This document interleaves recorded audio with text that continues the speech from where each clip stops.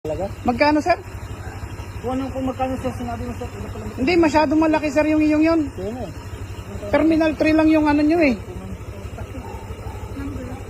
Terminal 3 lang kasi yung ano nyo.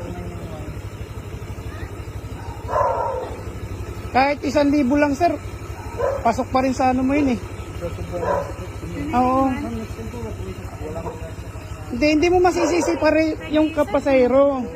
Kasi pasahero yan eh.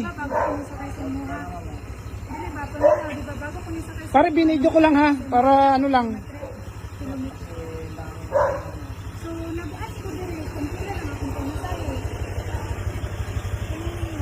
Magkano? Terminal 3, 2,000.